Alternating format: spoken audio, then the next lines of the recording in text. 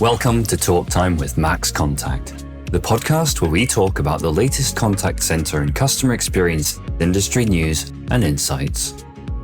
Join us as we welcome industry experts, discuss actionable strategies you can apply to your business, and help professionals like you on your path to long-term career progression and success. I'm your host, Sean McIver. Hello and welcome. I'm joined today by Marianne Withers, who's the founder and CEO of the Verity Centre. She has a wealth of experience within the industry regarding customer journeys, and I'm really looking forward to unpacking that particularly. Marianne has a huge amount of experience, as I said, director a business dealing with clients that included Serco and the post office, before going on to be the chief operating officer at Your Centre Limited, an outsourced contact centre, where the responsibility lay with Marianne to design and create customer journeys and ensure that they were effective. From there, Marianne went on to set up the Verity Centre, bespoke and personalised contact centre and business solutions consultancy company. So I'd like to start there if I can, Marianne. Tell me about the impetus behind actually deciding to found the Verity Centre. What was your jumping off point? I've done an awful lot for other people over the years, whether I've gone to work directly for companies or I've kind of gone and consulted for other people, but it's always been, could you come and help us sort something out? Or can you come and help us build something? And a lot of the occasions on the sorting out would normally be where they've already hired someone else to sort it out and they haven't been able to sort it out. It's the sort of thing they go, well, Marianne will be able to do it. And even in the listening company days, I was the site director of Portsmouth site. We're talking up to have nearly 1,100 staff there. And we would have a look at the projects, and I worked there twice, one as a consultant and one as a site director. And the initial time, we had about 500 seats at that time. And when there were any difficult projects came in, they would always be put in Portsmouth because it would be, well, Marianne will be able to do that. Or if we were in competition against Richmond, it will be, look, Portsmouth have won again. And it just kind of over the years, you start doing that, you carry on doing it. The listing company brought me back as a consultant to help them with their buyout for nearly 2.5 years. If we hit a certain amount of revenue, then the fact is the investors would get a load more money. So I spent the time with Adrian and Neville, with them sending me around to all of their projects and actually focusing on sorting out a number of them.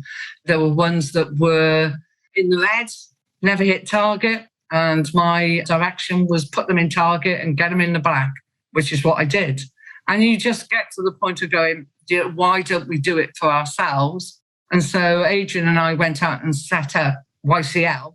However, only had 12.5% of that. And within like 4 or 5 years, we were at 150 seats because we always wanted to be boutique and specialist and innovative, because it was a lot of my values and kind of thoughts around what we wanted to do. And we were very aligned on that. But as you grow, things change. Investors come in and get involved, and kind of our paths separated. And I just kind of went, don't want to be here anymore.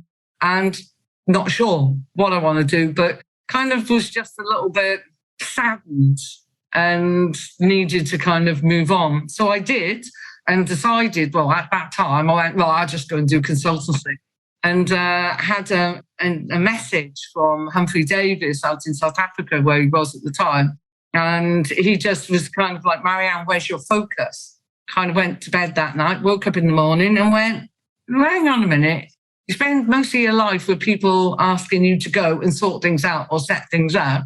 And a COO, all of operations, IT, compliance, quality, training, recruitment, it all reported directly to me. And so me and my teams did the setup of the last one. So I thought, well, why not put your money where your mouth is and invest yourself and actually go out and do it? And so that was my impetus of just this time going, right, okay, that means my heart can be completely in to what I want to do, and I can actually put in the culture and ethos that I very much believed in and how I've worked over the years, and then build the kind of company that I want people to be part of and feel comfortable being part of. I love that. I really like that. When I was reading some of the information about the Verity Centre, one of the things that really jumped out to me was the line, "We're an extension of your brand." I really thought that was a very powerful line, and the ethos and the compass of the company, that really comes through when I was reading about it. And how much of an impact does that ethos, does that core value and principle play in terms of customer journeys? Everything we do. The thing is that your client is so important, and their brand is so important, and it's so easy for everyone out there. Anyone who's selling their company will tell you that they're excellent and that they really, really care. And there's a lot of companies out there that do. But can I honestly tell you, and you will know, there are certain many levels of caring. And I have a kind of a very heightened sense of urgency, always have, and also a heightened sense of, and I've written a post this morning, it's the second one, on attention to detail. And your journey with your client starts at the first day you're talking to them and understanding completely what they actually want. There's a few people have written kind of references or points about me, is that supposedly I have a very good understanding of what people want, and then can take it to the next level of going, but have you looked at this and this, and this is where you can go.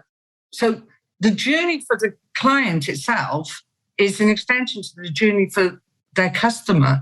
It's understanding what they need to do, but taking apart the customer. The customer starts as a potential customer. Every single part of that touching of the company and how you treat them, how you care for them, how you make them feel will be whether someone actually stays with you throughout their whole journey. Should you ever wait to do retention programs? No. How about treating them right from day one all the way through so that they actually don't get to the point that they go, do you know, I want to leave you. So the journey is it's such an interesting element. And that you have a look at it, and it can be done in so many different ways. I have an inner geek in me and always have done. So I adore the tech side of it. And it's a complete enabler of how you should deal with people. And it's like having a percentage breakdown of communication. A certain percentage of it should be tech-driven completely. And as we get better and better at the tech, I mean, there is some outstanding tech out there at the moment, but we just got to make sure it works. And so as that gets better and the journey becomes more seamless for the customer, that percentage will go. And so what you've got is you will have your kind of your bots. You have your live chat with real people. You have your email, you have your SMS, you have your voice. And they all pay a percentage along that line. And the more we move on in years, they will change according to how better the tech goes. And the tech should be an enabler that I just go on and do a nice interaction. And it's nice and simple. I don't have to talk to anyone. I don't have to deal with anything. It's nice and simple. But the other things need to be there to offer someone if they don't want to do that.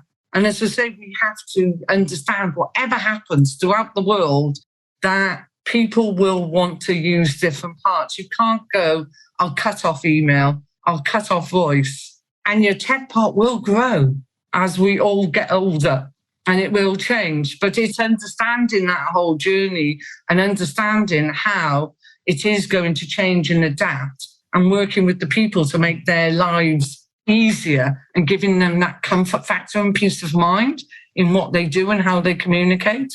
So I'm going to ask a question that seemed like a very straightforward question, but I suspect it's actually quite a complex answer. For you, what defines a successful customer journey?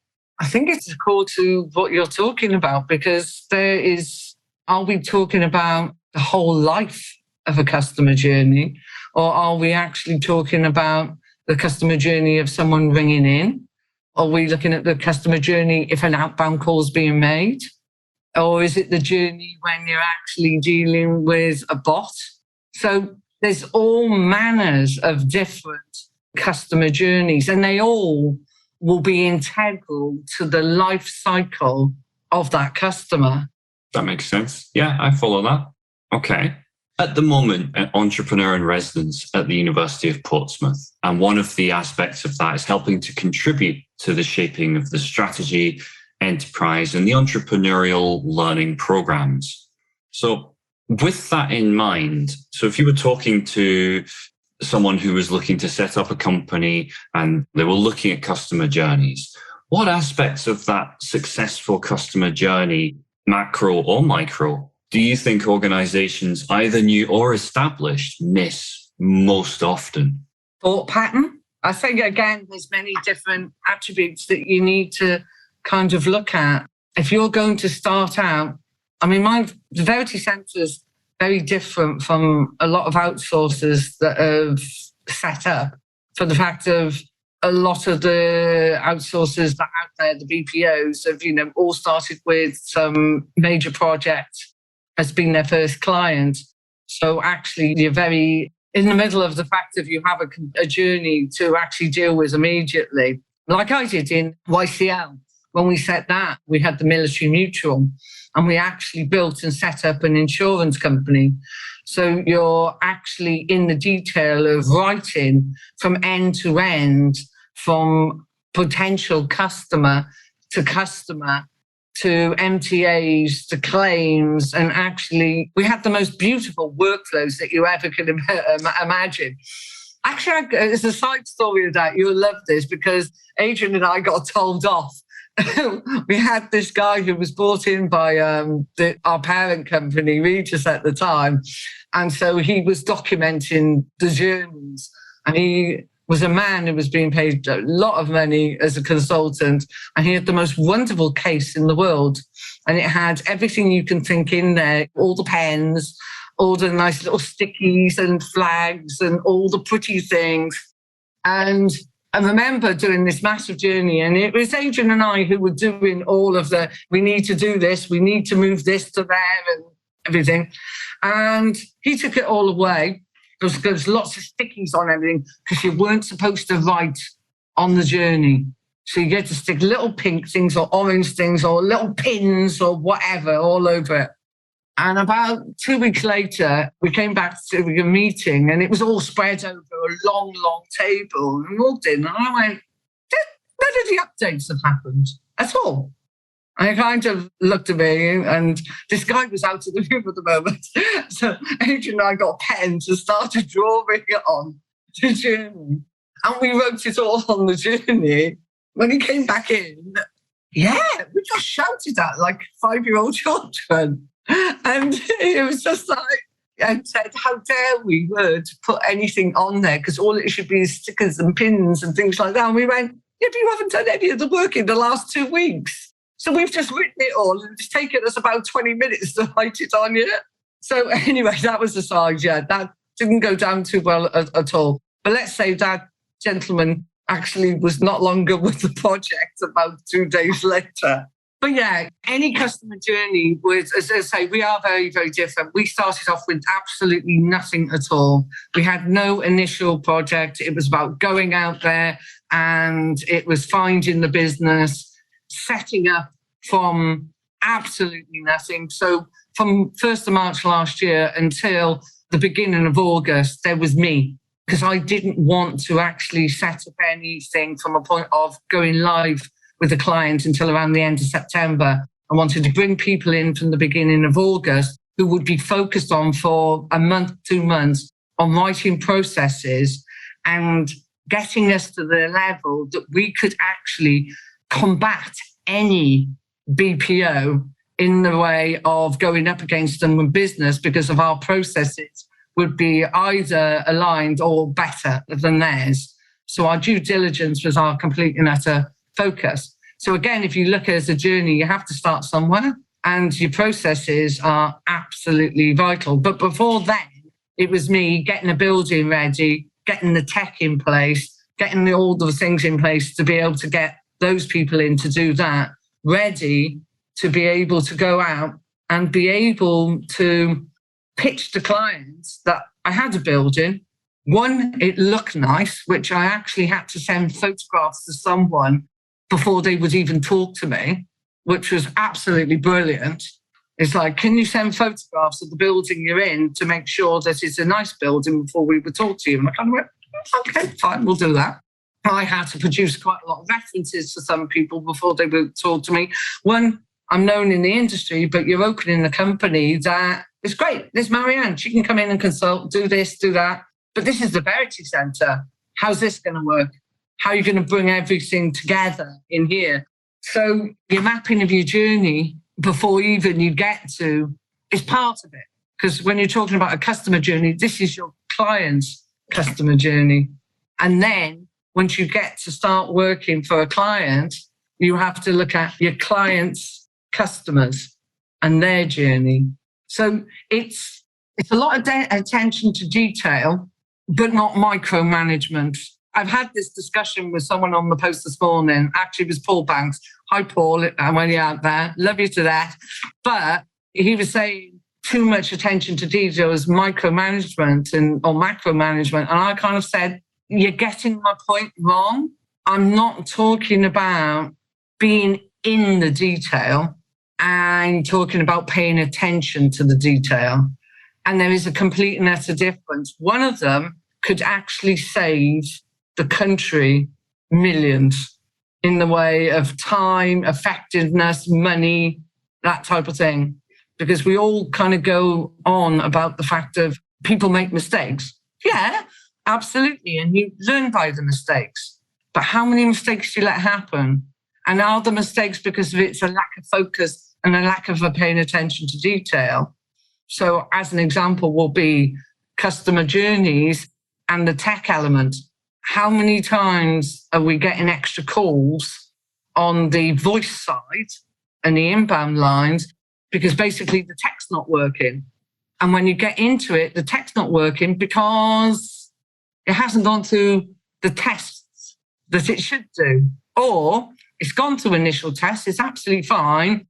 It's not quickly tested every morning to see if absolutely fine, but someone's made a firewall change, so it's all fallen over. So again, my attention to detail is about points and checks in the right place to make sure things are accurate and how they're working. It's not about being in the detail, which is completely different. Yeah, I think I would agree with you on that. It's about bearing in mind, have we considered how we're going to ensure that this is happening rather than this is how we're going to ensure that this is happening. It's two sides of the same coin. I completely agree. You raised an interesting point there, which was around processes. And I just wanted to unpick that a little bit because I can only begin to imagine when setting up the Verity Centre, you had plans and journeys and things mapped out of where you expected it to be. But I'm going to go out on a limb and guess, as with all plans, it falls at the first attack. How adaptive did you have to be with your plan? And on the back of that, is it really possible to truly predict or map a full customer journey in a similar way? Or does it need to be much more adaptive to the individual based on that journey itself? I would say one thing I'm lucky because I've always been very tech-led, and as I say, have this massive inner geek in me, do love Star Trek. So is that I learned a long, long time ago as dealing in Agile. And still, there are some people who still work in waterfall. I don't understand it. The one thing you have to be is very, very agile, and you need to be fleet of foot and be able to adapt. I'll go through all the old analogies, turn on a penny or anything like that. But you have to be that way, and you have to look, because what you should be doing is viewing, understanding. It's one of the things that Paul Banks and I talk quite a lot about is AI or analytics. And I'll get lots of companies who want me to tell me analytics. I've done analytics always. I haven't always needed an outsourced lovely analytics kind of tool to be able to do this because actually being able to do, I used to be able to write in SQL and things like that. So the fact is exporting data and putting it into models and being able to play with it and pull out the analytics. I'm going back to, the early 90s, which is showing my age hugely. But I was doing things like that because you cannot make decisions and the right judgment unless you understand the data. And this is anything in any part of your business world.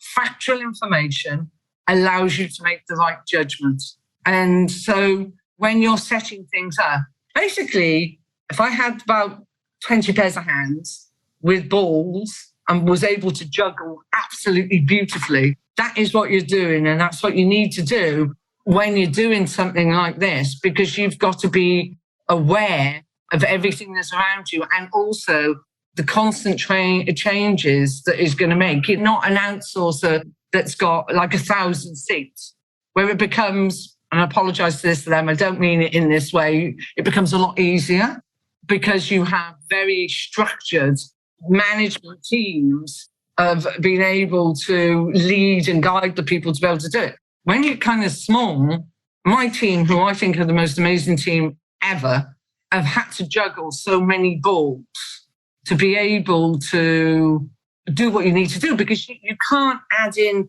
loads of overhead. You know what it's like having a system, got this much clients, got this much revenue coming in. Well, your overheads need to be a certain level because there's not a never-ending pot of the beautiful, much money just sitting there going, yes, we can just take the gold out of the pot and pay for it. So you have to be very careful. So choosing the right type of people to be supportive and with you have to be like-minded people who can juggle quite a number of balls. And what I'm very, very lucky is that I have some massively talented and wonderful creative people around me who actually pull on my coattails and they get me to really think about things and they make me more creative. And that's wonderful. That is a fantastic answer.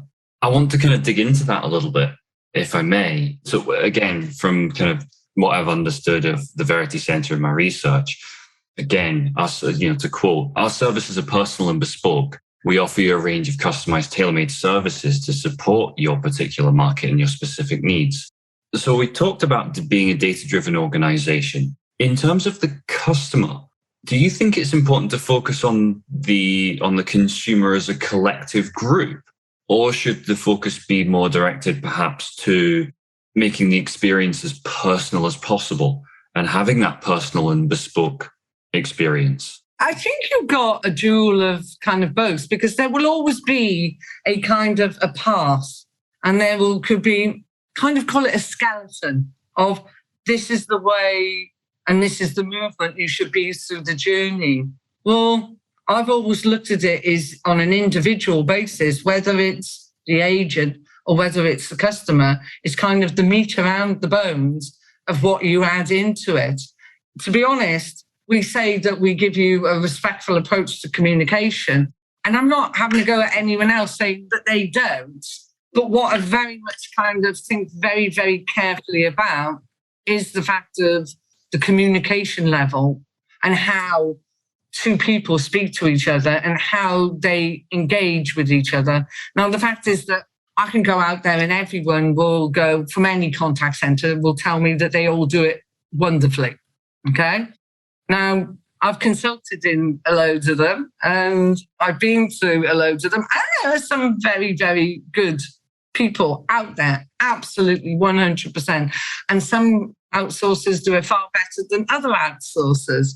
What I will say is not having to go them. No, what we do is the value that we bring is our relationship with the client. We are very close to the client and working with the client and recommending with the client and being able to really, again, understand what is happening to be able to tweak and adapt and change as we go to make the journey better for the client and the customer. And so, from a communication level, we are very much looking at, every aspect of the communication, the wording, the tone. Again, everyone will say they teach that and do that. And how many calls do you get off home, especially if there's outbound, and they're absolutely horrific. And I get very upset when I get a call because just be like, no, if you only spoke to me like this, I want to talk to you. And, we get on the inbound side of it. And this is actually, and I feel sorry hugely for agents all over the country because it's got a lot more difficult over the last couple of years, especially with the pandemic. People are getting a lot more angry. So you have to look at all different levels of how much more training and development that they need, how much actual training do they need on their temperament and how they handle things. And yes, the mental health aspect comes into it, not just for vulnerable customers, but also the vulnerability of your own staff. These are all the things that we constantly are looking at and thinking about. And when you're running, I think, a centre these days, it's not just about having employees. It's about other aspects of making their life fulfilled and that they're comfortable and happy where they work. And if the challenges that they're having, that they can be open and talk about them, and that they have a management team and a company that are around them to understand and guide them. I think for so many years is always been developing others. I think I probably should have been a teacher, a maths teacher I wanted to be, but it's about that development of people, of helping people grow within themselves. I always used to love the fact is you get someone who had a difficult time, or maybe were a difficult person themselves, and actually being able to turn them around and actually nurture and develop them that they become successful is truly such a wonderful kind of feeling. And that's why I do it. I was just going to say, I find it really interesting that in a similar vein, I feel very much the same way as you, but I also find it fascinating when I was on the phones that those customers who were the most challenging, the most upset, the most frustrated customers, when you provided that customer journey that they valued, actually they would then become your biggest advocates. Absolutely. That was fascinating. No, but that's the normal thing I can tell you on outsourcing as a whole, right? You make a mistake. Everyone can make a mistake, and you make a mistake to your clients, okay? And a lot of people think, oh, God, that's it. We made a big mistake to the clients. And no, it's how you turn it around and how quickly you sort out that kind of issue that shows the client what type of company you are. I know companies out there, there's been a problem or something, and then they don't speak to the client for days and they leave it. I would prefer to pick up the phone and go to the client, like, we've had a problem, hands up, we've made a mistake. This is what we've done to turn it around. It's all in place. We've done it. And then what you get back from the client is, right, thank you. One, it's honest. And one, well, the Verity Centre is called Verity because it means truth and principles. Put your hands up, be open and honest, and show them the plan to turn it around and ensure that everything is good. That's what a customer or a client are actually looking for. They want you to, they know mistakes happen. They know there'll be a problem. And if you're a customer on the phone and you get someone who actually will take you through that journey, make you feel comfortable, and then sort it out, and oh my God, if you can get a first call resolution, hey, absolutely. It is beautiful. Yes. And I mean, we work for a medical client and we've got, 14 people taking inbound calls to do with prescriptions, and 60-70% of them are vulnerable. And our quality scores are over 95%. And that's how good our quality is on that, because it's all about the communication and making those vulnerable customers happy, and that they get out of that call and that you've done everything for them. And that's rewarding for the staff as well. That's always an important aspect of it for me. No member of a company wants to be in a position whereby they can't help the person that they're talking to. Absolutely. So I'm going to wrap it up with two very quick fire questions. Well, one is a quick fire question, one might be slightly longer. So first things first, thank you very much for talking to me today, Marianne. Loved it, Sean. I've really enjoyed our conversation. Who in the contact centre industry would you most like to take to lunch? Oh, I see how you respond to my answer. my management team. Oh, I love that. That's amazing. Yes. That's fantastic. I don't even need to ask the next question. That's the right answer. I love that answer. Thank you so much for your time. I really appreciate the opportunity to talk to you, Marianne. It's been an absolute joy. It's been absolute joy to speaking to you, Sean. Thank you. Thank you very much. You're welcome. Talk Time is brought to you by MaxContact. To find out more about MaxContact and how our customer engagement software can help you and your teams provide smarter customer experiences, visit maxcontact.com and book your personalized demo today.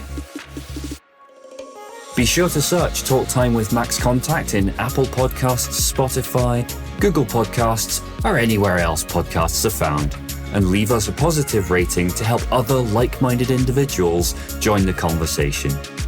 Finally, before you go, never miss a future episode by clicking the subscribe button and turning on notifications. On behalf of the team here at MaxContact, thanks for listening.